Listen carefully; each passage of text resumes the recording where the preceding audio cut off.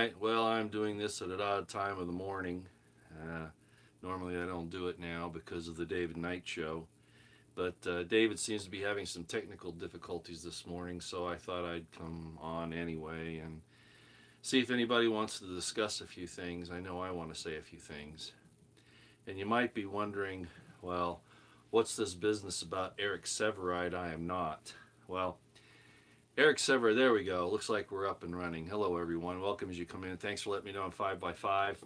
Like I just said, this is kind of an odd time for me to do this. Hi, Walter.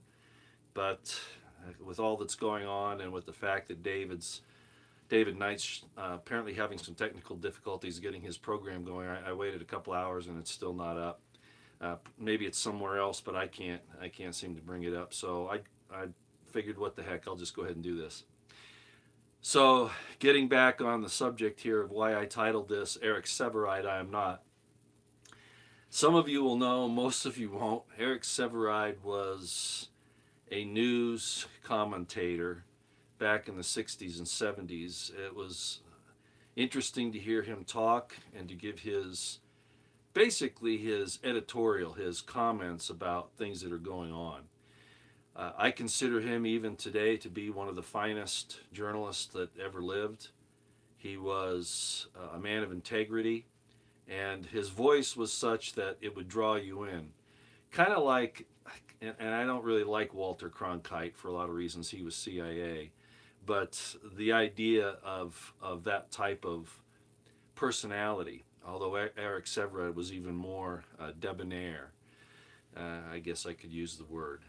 Uh, anyway, the point is, he was a great commentator.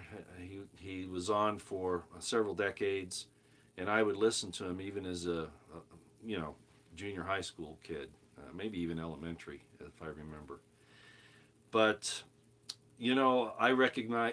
Some people say, "Well, Roy, why do you denigrate yourself?" Well, it's not that. It's more that I know I have my talents and where I go, and what I concentrate on.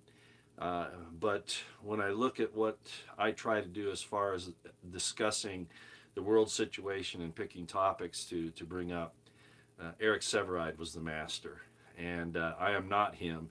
You need to go Google him and see if you can get some of his old commentaries off of YouTube if they're there. I think they are, and I think you'll see what I'm talking about. So, even though I'm not an Eric Sevareid, yes, I do have some things to say. My emphasis, of course, has been on history, especially on the Hebraic history of the Bible, and what the first century and the origins of Christianity are really about. Of course, my discussions of the military, and even though I ran for political office one time, which doesn't really, I suppose, give me the experience to say a whole lot, I have been in the thick of a lot of this for a long time. So, I've had as a matter of fact, some friends of mine the other day said, "Man, you've done just about everything, haven't you?" And after I got to thinking about it, that's really true. I my time in this temporal sphere has definitely not been without a lot of experience, and so maybe that's why I say and do what I do. I'm very hard on government because government's supposed to work for us, not the other way around. We were never supposed to be a banana republic or a Marxist nation or a totalitarian nation. There are people in the Christian sphere, especially Catholics, who consider what we are to be Masonic in origin and therefore evil because of those origins. I don't share those views because I understand the Masonic and the Catholic history. I'm not putting Catholics down. I just want you to understand that the Knights Templar and the Masons came about not just in the way that you view them, opposing the tyranny of the popes and of the divine right of kings, and trying to stop some of the persecutions that were going on, and to try to help people. But because they stood against the papacy, a lot of Christians think that, especially like I said, the Catholics, The Catholics view them as being arch rivals and Luciferians, and that's not always the case. I'm not saying Luciferians didn't infiltrate the Masons, but they also infiltrated the Vatican. So I don't know. I don't know why we have to have these divisions.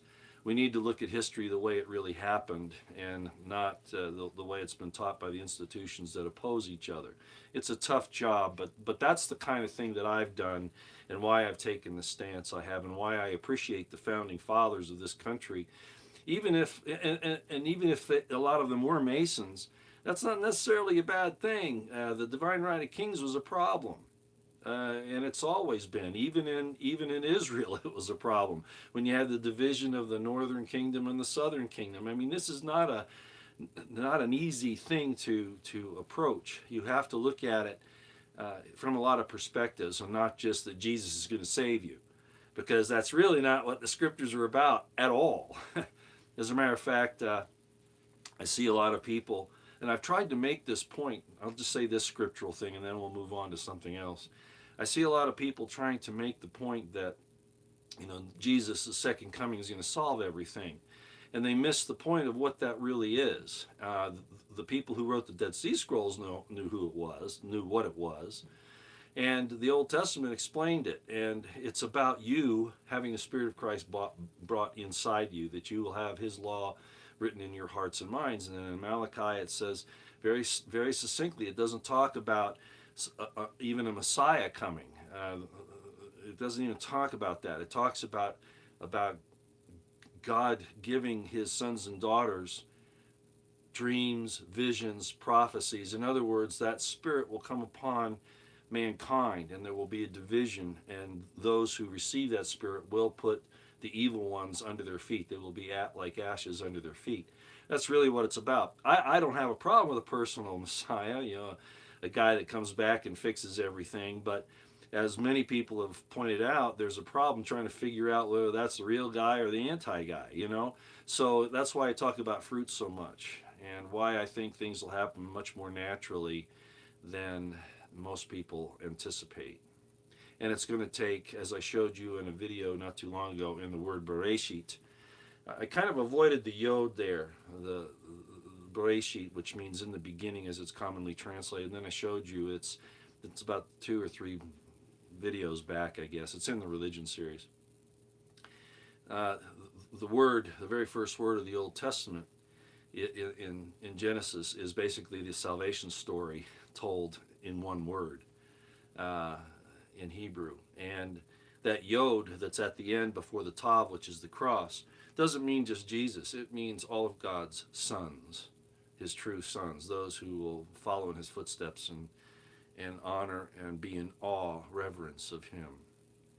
Those are His true sons. So, at any rate, I consider it that it's going to be more of not saying that there can't be an individual, but there's even a question as to whether there's an actual individual personification of the Antichrist in the last days. I viewed it as, if there is one, of course, as being Trump for a lot of reasons, and I think it's Donnie Darkened on Twitter has done some excellent presentations. Of course, just like everything else, we don't agree on everything. No two people agree on everything. But that's not important. The concept of having the Antichrist spirit and the deceit that's involved is certainly in Donald Trump. And I'm not a Biden supporter. He's evil to the core. But this concept that the light from Lucifer is going to defeat the New World Order and then be the false light, I'm just cautioning everybody to be real careful there. Judge everything by their fruits, not by your preconceived notions. That's all I'm going to say about that. Okay, that's probably enough. Notice I have my Second Amendment cup. I don't suppose you know why I'm showing this, right? You probably have no idea why I'm showing this. It's more important now than ever. The First and Second Amendments are becoming more important to us every single day. That's all I'm going to say about it. I think you can read between the lines, and we'll move on. Okay, probably most of you are saying, well, why this raid on Trump? What's going on? What's happening here? And of course, now the DOJ and the Democrats and these people will say, well, let's not call it a raid. They change vocabulary and they change definitions at the drop of a hat. upon their whim, upon the direction of the wind. And do I have any inside information? No. But I'm finding it amazing that they've gone to this. First of all, I consider it to be unlawful, unconstitutional, harassment. They are criminally going after Trump. I don't mean I don't mean that Trump has committed any crimes that are worthy of this. I'm saying that the DOJ and the FBI are criminals doing what they're doing here. And since I attack the FBI and DOJ so often, and got suspended for hate speech against them, it could very well happen with this as well. But I'm going to do it anyway. Okay. Now, Fox Mulder, I don't know exactly what you're talking about there. As far as the executive order, I'm not sure which one you're talking about. But I go back to the requirements in the Constitution. I don't pay much attention to statutes. Statutes cannot override the Constitution, and the requirements in there cannot be added to or taken there from.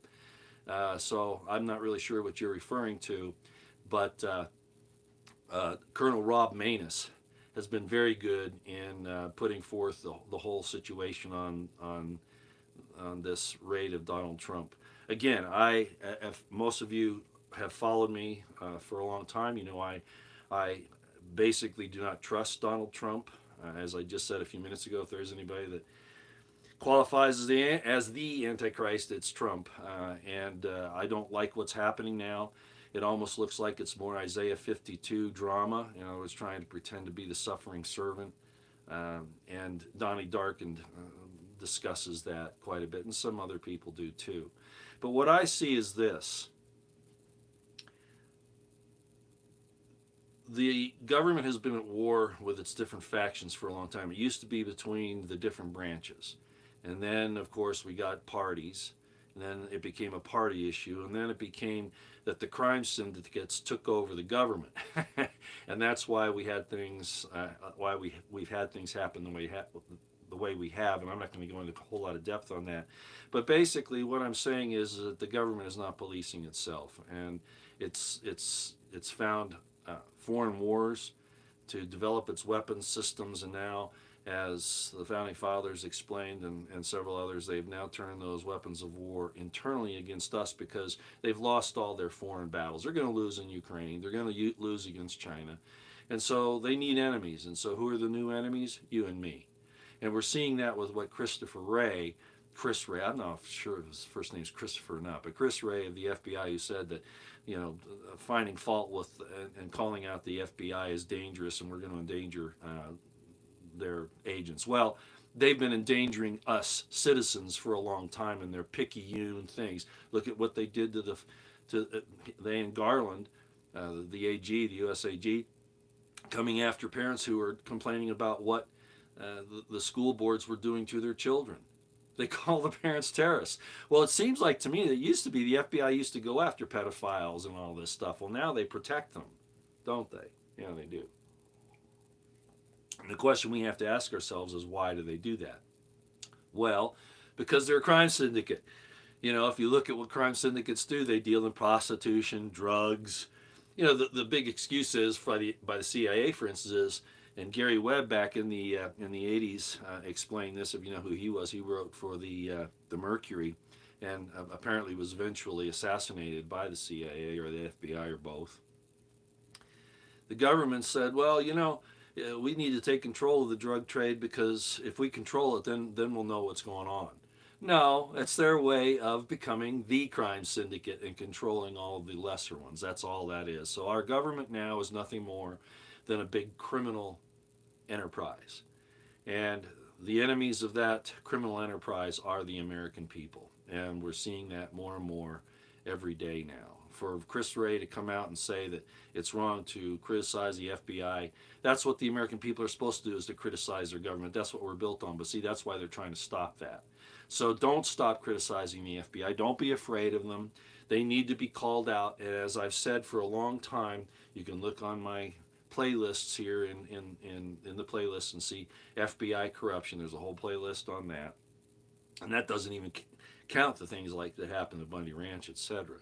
But the fact of the matter is that they are the criminal organization, And there are no good agents. If there were good agents, they would have spoken up by now, resigned, or done something.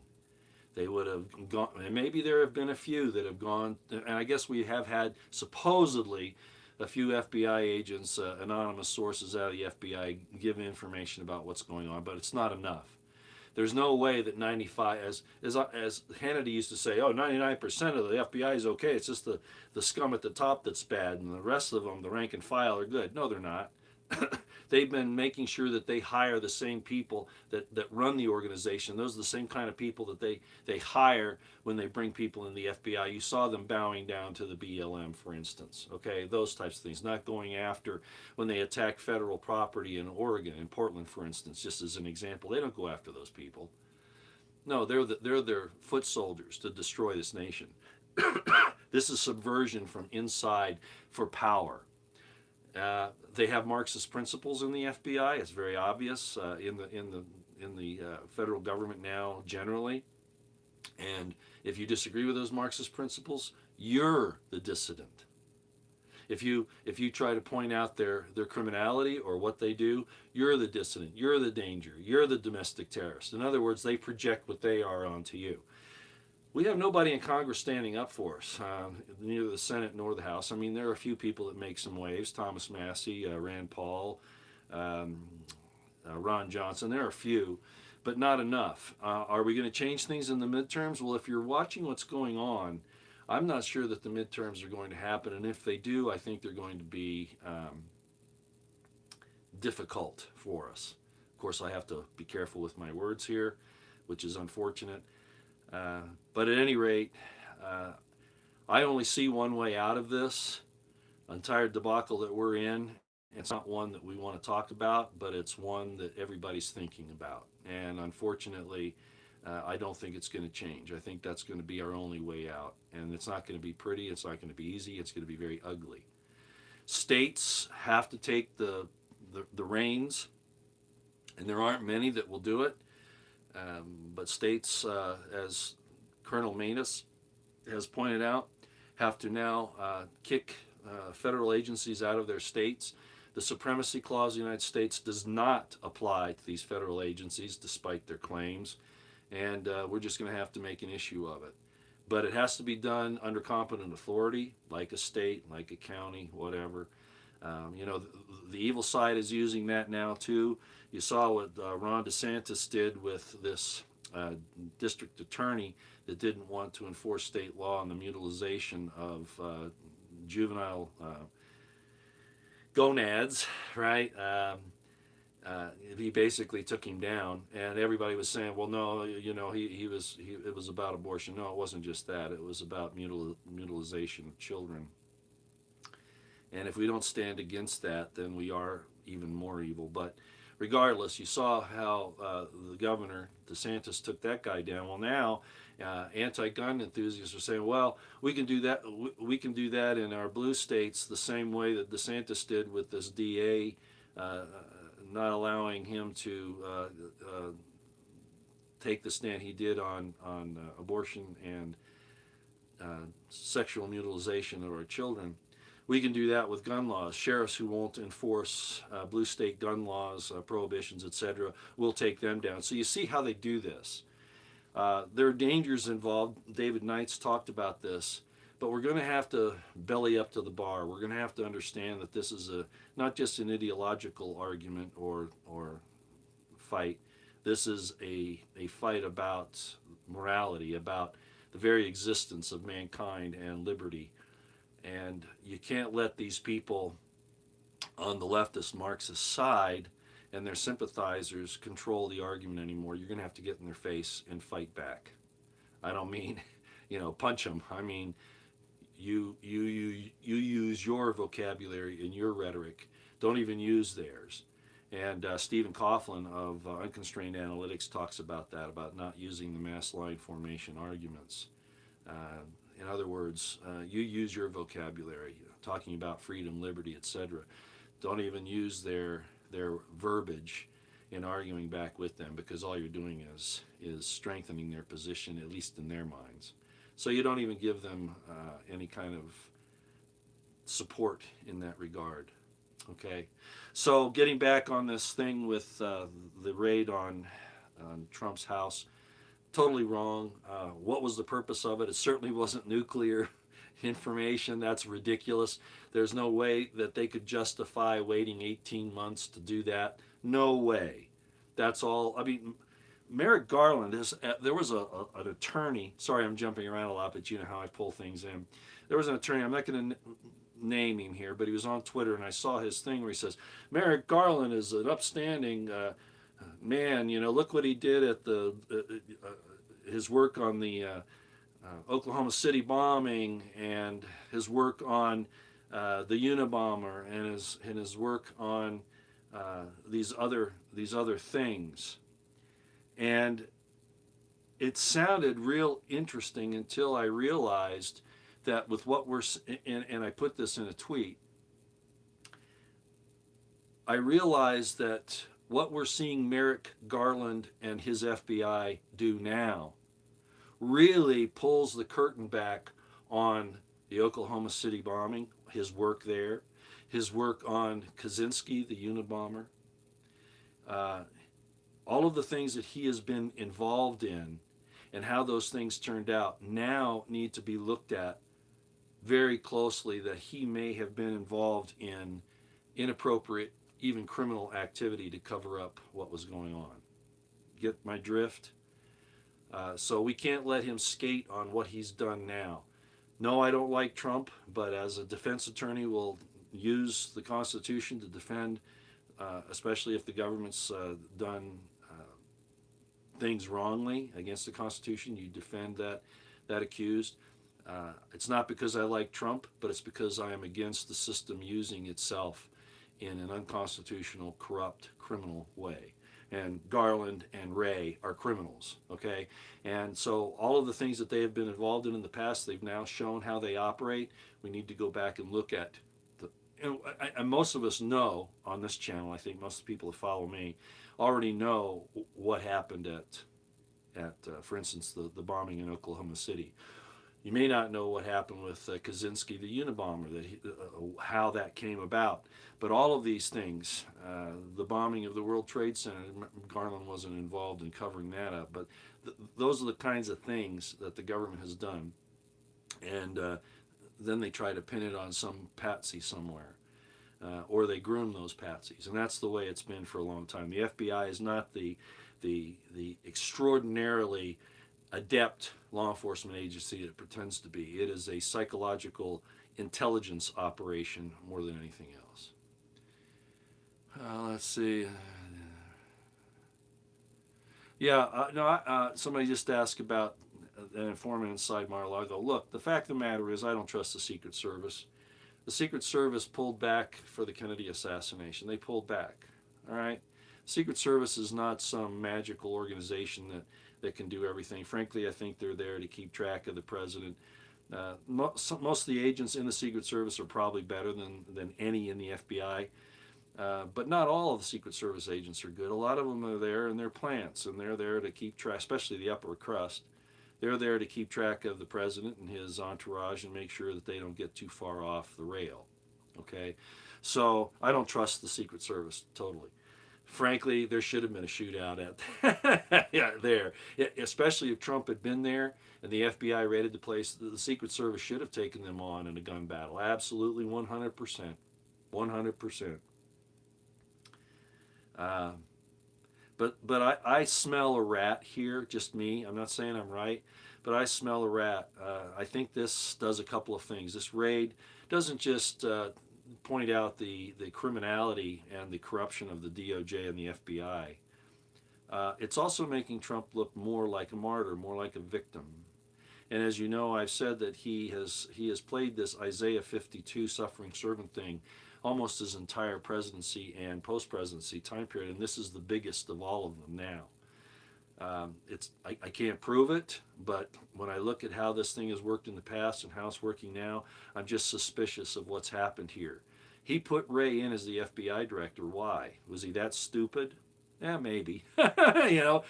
Personnel is policy, and he hasn't done well there, but that should tell us something too. He's never brought in the real America first people. He never did. And so you've got to ask yourself a question: is this because of stupidity or by design? And at this point in time, I have to say it's by design. And I know a lot of people like Colonel Manus won't like me saying that, or John Cardillo, or Tucker Carlson, or whoever. They're not going to like me saying that. But, man, it's almost habit in his situation here. So I've got to look at it like it's deliberate. So what am I saying? Well, um, it's very possible. The whole thing on OWS.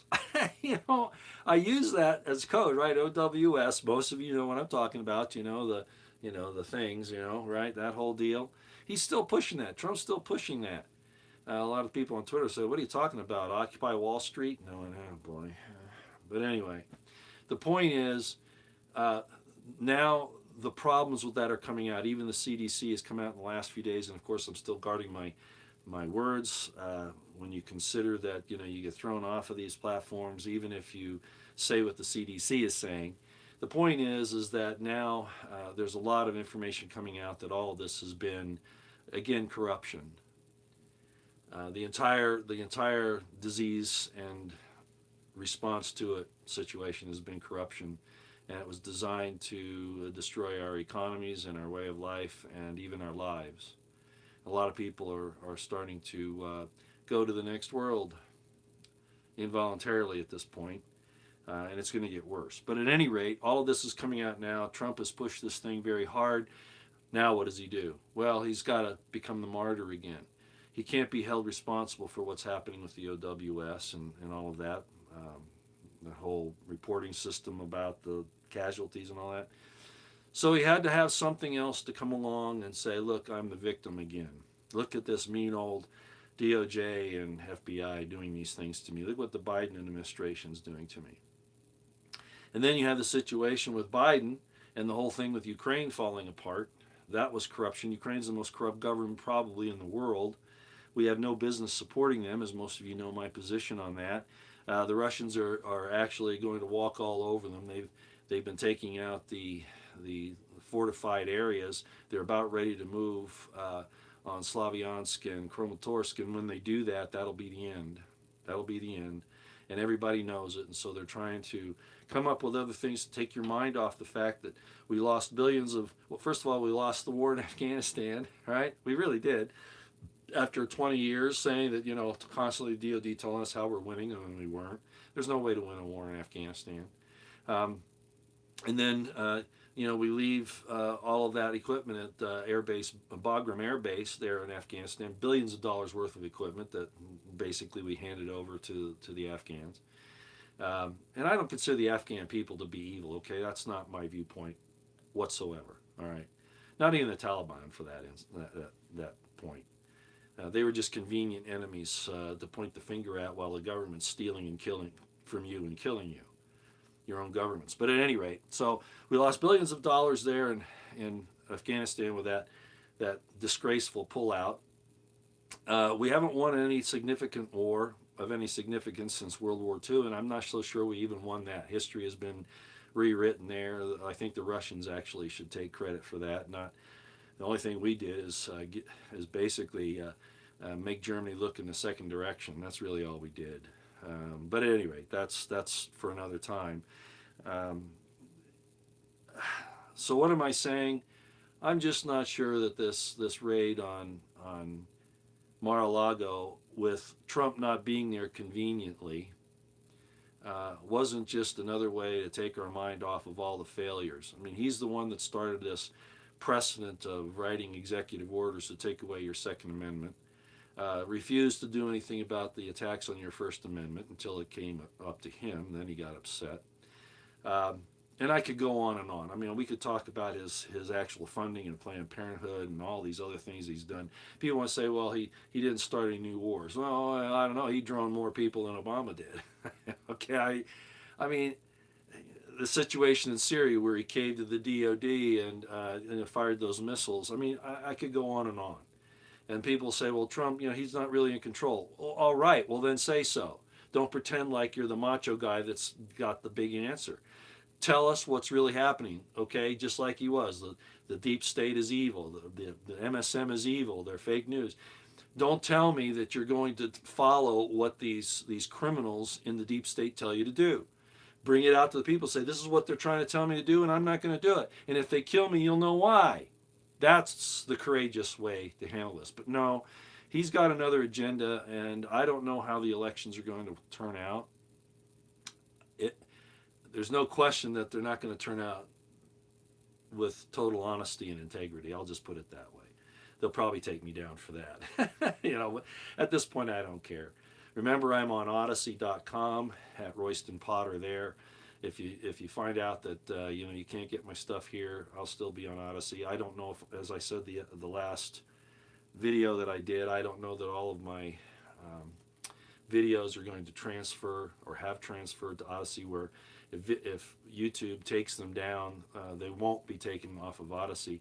I've had a couple of indications that when YouTube, my understanding is that when you allow Odyssey to download your videos to their platform, that they're safe there. That even if YouTube were to delete them, that they'd still be on Odyssey.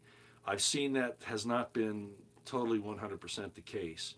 And in the event that YouTube takes me down permanently here, I'm not certain that Odyssey is going to actually have all my videos still. And I didn't realize how many I've done. I've done like 1.2 thousand videos now, something like that. I mean, it's really amazing. It's been since 2009 now. So, I said one day that was 23 years, but that was a bad calculation. Yeah, that's not right, of course. It's only been about 13 years, going on 14. But at any rate, the point is that I don't really know what's going to happen as far as Odyssey is concerned, but I am there. Odyssey.com at Royston Potter. Okay. And I'm on Gab at Roy Potter. You can see all of this in my community tab above. Get all those information about my other sources there, my other venues. So back on Trump, I'm not sure what happened here. Of course, this thing about nuclear secrets and nuclear documents and codes and all that is totally outrageously ridiculous. For anybody to even say that's a possibility is absurd. It's just totally absurd. What are those actual documents he may have? Well, he might have some things about the Russia Gate that would show culpability in the FBI, Strzok, Page, McCabe, et cetera, Mueller. It's very possible, and the FBI is trying to protect themselves. Maybe stuff on Epstein. I don't know. But in my gut, even though that may have been a fact, and that the FBI and the DOJ really might be trying to cover their ass, the fact of the matter is that this is another opportunity for Trump to play the victim. I mean, look, his donations are up. Democrats are even saying they're going to vote for him, right? Well, what's this going to do? Well, he hasn't apologized and corrected his mistake on Fauci, Birx, OWS, all that. He hasn't done that. He's still pushing it. That's not the sign of a man who's honest and concerned about your welfare.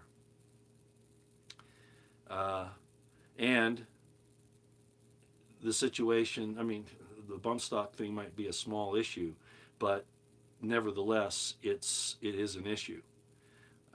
And I'm still very suspicious about the entire Las Vegas shooting incident there at the Harvest Festival. I personally think, I have no proof of it, but seeing how the evil side operates, I have no doubt that was an intentional sacrifice to Moloch by Trump. Look at his penthouse and his artistic tastes, and you have to suspect that he has other ideas than what he presents publicly. And I could also say that, and I have to be veiled here, I personally think, as I've said several times in the past, it's very common for people, birds of the feather flock together. The Catholics tend to group together, the blacks, the Hispanics, Presbyterians.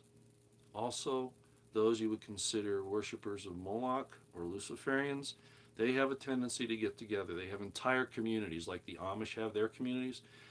Luciferians have theirs, and they control the local governments, the magistrates, the law enforcement. And if they I'm going to speak here again in veiled terms, and and this is all tied to Trump and the LV thing as well. It's the same kind of thing. A woman can get pregnant in one of these Luciferian societies, and there's no record, and the baby can be not just aborted, which is probably not going to happen. Actually, they're probably going to wait till it's born, and then sacrifice it, and there's no record, but their own worship of their evil god. If you don't think that happens, you're naive. And there are entire communities that are like this. So in that case, especially in the Northeast, read between the lines, right? And in some other areas, I mean, you know about the witches of Salem and all of this kind of stuff. I have personal experience in seeing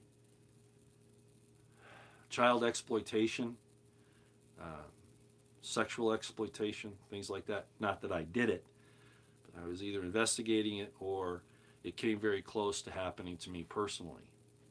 And I won't go into that, but suffice it to say, I have experience even in those areas. Makes me wonder why I can even smile and laugh sometimes. But at any rate, these communities could pull off something like a mass shooting, kill their own children for political purposes. And if the powers that be directed them to do that, they would do it without hesitation. Are you reading between the lines here? Are you reading between the lines?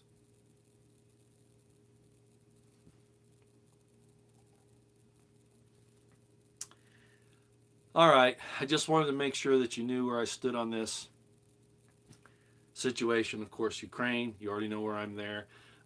Why don't I talk more about strategic and tactical things in the Ukraine or the Taiwan situation? The reason is because there's so many people out there that are already doing that concentrate just on that. And I don't concentrate just on military things or just on political things or just on religious things or just on historical things. I kind of do all of that. So those who are approaching that, I've told you about them and I've basically given you a bird's eye view. But if you want to know the details, go to them. Again, it's Colonel Douglas McGregor. He has his own YouTube site now.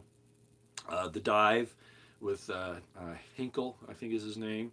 The Duran with Alexander Mercouris and Alex Christoforo, I think that's how you say his name. He's a real Greek. And of course, Alexander Mercouris's own YouTube site as well. All of them are good. Redacted is a good site to go to. I've really been very impressed with that married couple that I think they're married anyway that do the reports there. They've been very good, and there are lots of others. So I'm gonna still concentrate on the things that I think are necessary for us to overcome what we're facing. Will we end up having to defend ourselves? Yeah, probably. Are we going to have to somehow dismantle the corrupt system? I'm not sure how that can be done, not without the states. At least some number of them. I don't see how that can be done effectively.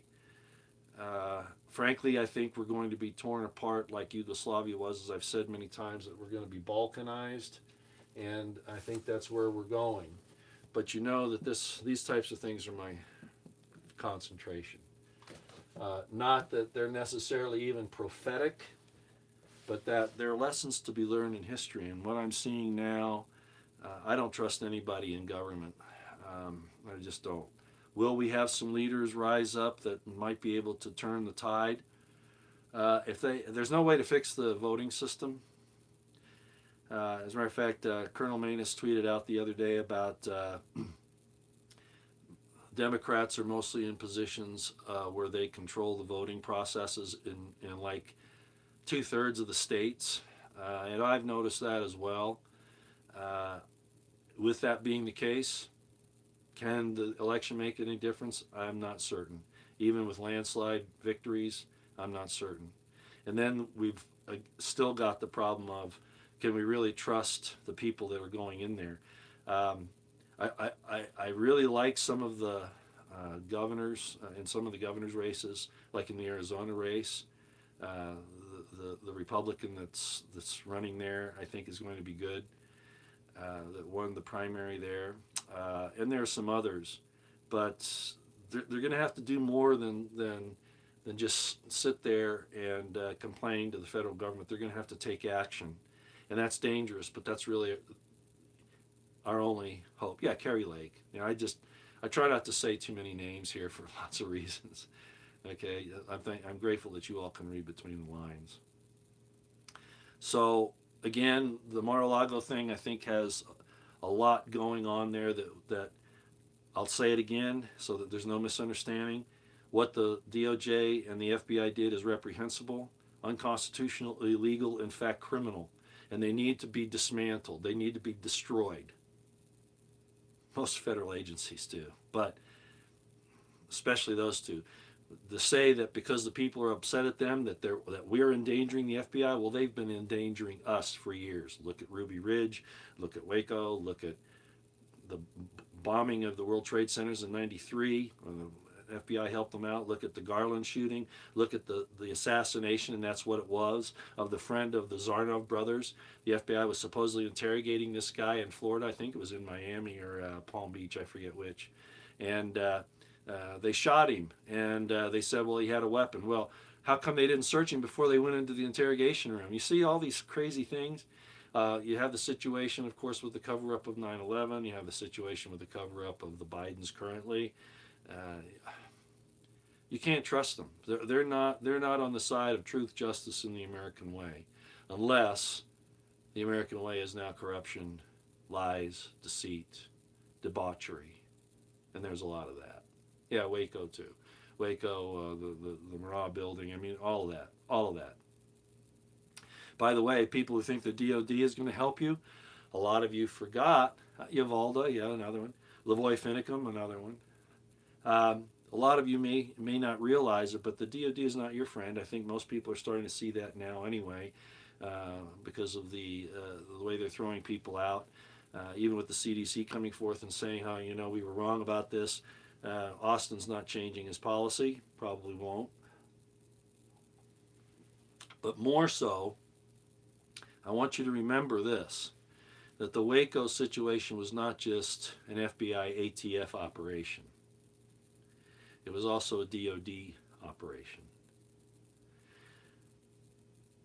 General Wesley Clark was the commander of Fort Hood at the time. Most of you should know who General Wesley Clark is. If you don't, look him up. He's the guy here back before the invasion of Iraq who said, "Gee, I just found out we're gonna invade all these nations: Iraq, Iran, Syria, and I really don't know why." Well, that's because they tell you what they're going to do before they do it, right? It wasn't any surprise to him. Wesley Clark is evil. He was a NATO commander that was responsible for bombing bombing Yugoslavia, especially Serbia, back in the 90s. Killing a lot of innocent people for no reason, under orders of Clinton, who was really working for NATO and the UN at the time. But at any rate, that's another thing. So General Wesley Clark was the commander of Fort Hood during the Waco incident, and he supplied military weapons systems and hardware to the ATF and FBI. Did you know that? Don't ask me what OWS is. Lantern X? Come on. Well, somebody tell him what OWS is, and I'm not talking about Occupy Wall Street. This has been in the news too long for people not to know what it is. Okay, if you ask questions like that, wow, we've got a problem. Okay, we've got a real problem. Maybe I'm wasting my time. Okay, it's getting on here. I don't want to take a whole lot of time today. I might come back on sometime in the next few days, and maybe we'll try to have a more of an interaction. I have a hard time, of course, talking and seeing the chat. As I said before, I don't intentionally just ignore any questions. It's just that I don't see them all. Okay, that's all it is. Remember the most important thing: our relationships. I am finding, I date a little bit. I do. And I'm really appalled at, what's happening to society. And I have good friends who are single, both men and women, are saying the same thing. It seems like society, men and women, they've either got some pie in the sky notion of what they deserve, I'm not saying not to be picky, not to, there's an old saying, you don't marry the person you can live with, you marry the person you can't live without. And that makes a lot of sense. But there's something else going on. There seems to be an epidemic of, of a lack of social acumen, of social graces. You know, for people to dismiss each other just in a mere, hey, you want to go out for dinner and have some entertainment, have some discussion, see if we have any common ground, just for fun. Uh, they're scared, or there's something else going on. There's an epidemic of personal relationships, or the lack of personal relationships. It could be the food, it could be the water, it could be the spray, it could be you know, it could be a lot of different things. The TV, the government trying to separate, and our society, our institutions trying to separate us from each other. But we've got to counter that by doing positive things. Even if the person who asks you out isn't maybe your ideal, there's no trouble. There's no problem going out and having a dinner with them. Sitting down and having a conversation. Come on, ladies and gentlemen, knock off this BS, this fear. I mean, you might have to take some security precautions if you don't know the person that well, but I mean, come on. This is ridiculous. And I see it getting worse and worse all the time, even amongst the younger generation. I mean, I see a lot of young people walking around with no companion of the opposite sex, and they're taught to fear each other. They're taught that they're not what they are. This is getting serious, and if those who are out there and available don't take positive steps to counter this, we're going to go down as a species. We're going to go out. All right, and maybe a lot of you will applaud that. I don't know, but that's not what I want. Yeah, young people, everybody's been damaged in a lot of ways, Thomas Holt. Thank you for saying that. It's true. The government trying to separate men and women, encouraging women to kick the men out. Television shows like Married with Children, that's just one I remember. It's disgusting, I mean, the guys, I'm not saying that men are always right, but to denigrate one or the other at the expense of humor is pretty serious business, especially when you're actually trying to make pronouns, trying to make social changes using the institutions of government and media. That's really bad. It's really bad. But we've succumbed to it. So what I'm saying is, concentrate on your personal relationships. Build those: neighbors, family, friends, loved ones, lovers, whatever. I saw. Did any of you see Fury? Did any of you see Fury? Any of you see Fury with Brad Pitt about the tank battles in World War II? If any of you saw that, there's a scene in there that I thought was very apropos about how we are today. Now, I'm not saying that the man-woman relationship shouldn't be honored, shouldn't be protected, shouldn't be used responsibly. Promiscuity is not a good idea. Loss of trust, loss of love. You got to approach those things because the heart's very sensitive and the spirit's very sensitive. Plus, there's disease out there that you got to be aware of. But there's a scene in there that I thought said it all. The tank column, Brad Pitt's tank column is proceeding down this road, and there are a lot of German refugees along the road walking along. And there's this lone woman, a blonde lady, lone woman, on the right side of the tank as they're driving down the road. And she looks forlorn and looks like, I've lost everything. You've destroyed my home, all that. Probably not realizing the extent of what the Germans had done at that point. But regardless, this is an innocent person, an innocent woman. And Brad Pitt makes a statement, and he says this. And I'm paraphrasing to some extent. Actually, I got to paraphrase quite a bit. You can't have sex with her, but you can kill her. Our morality says you can't have sex with her, but you can kill her.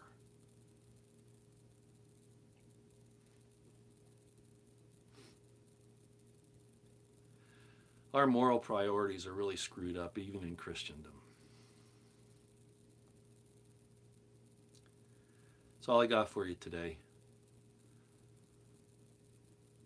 See that you be not deceived. Look out, because the only person at this point that you can trust outside of yourself, depending upon your own integrity, is the Spirit of God.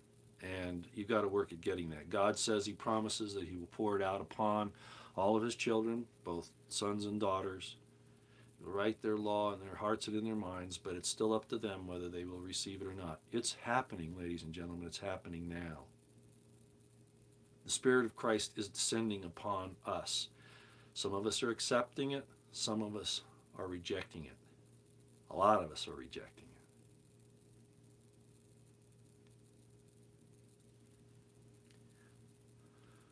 Realizing I might incur the wrath of the rapture group and the Christ is our only answer and all of that, the Spirit of Christ is.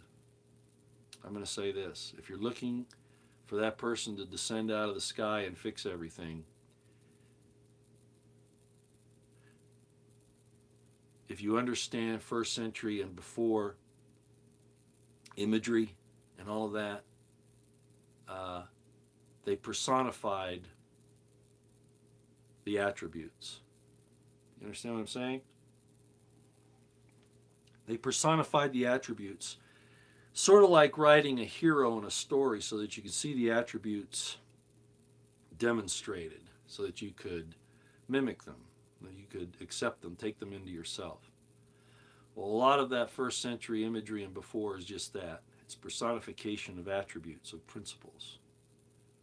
Open your hearts and your minds and your spirits up to receiving the Spirit of God that He promises to pour out upon all of us. Don't reject it because it's not coming in the form of a man that you can accept as a Christ, or on the opposite side, an Antichrist. It's about their fruits. Right? I said this before. When asked about the end times, Jesus said, the thing that you have to be careful of is see that you be not deceived. And how do you determine that? By their fruits you will know them. Not their race, not their nationality, not their creed. By their fruits. Nothing else. That alone will tell you. Sometimes a person can hide their true character or lack thereof. Trump's done a pretty good job of that, although he can't help himself. He's such a narcissist that he won't repent on things that he knows he should. Or maybe he doesn't know because he's so evil. And Biden's the same way. Don't think I'm a Biden supporter because I'm on Trump. It's just that Trump is not going to be a savior. I was called a moron by a fellow retired officer because I told him to beware of Trump, that he needs to call out Trump, but he wouldn't do that because of the UCMJ that says you can't call out your commander-in-chief. But then he started calling out Biden, and I said, hey, why didn't you call out Trump? Trump was on our side. Supposedly, he should be able to take the counsel. He should be able to take the criticism for the good of the nation. And for that, this officer called me a moron. You see the point here, okay? So again, we're being presented with two evils. We're not being presented with an evil and a good. Just be ready to stand on your own and demand your local government representatives, etc., to do the right thing. And one of the things that should be done right now is that the states and the state legislatures should be acting on the federal government to dismantle the FBI, the DOJ, the ATF, all those three-letter agencies. That's really our enemy. Those are our enemies, not Russia, not China. I mean, I know China has some influence and the Marxists have a lot of influence, not necessarily from Russia, probably not even from Russia. But those three-letter agencies are the enemies of the American people. That's where the thrust needs to be. I don't have a whole lot of faith that that'll happen, but that's where we have to concentrate. All right. Y'all take care. Remember this, right? Remember this. And remember, speak your mind. Speak your mind, especially to those who claim that they represent you, even though they don't show it. Mitch McConnell's a disgusting piece of yeah. No wonder they call him Turtle. He really does look like a turtle, doesn't he? Never really thought about that, but he really does. All right, everybody out here, take care.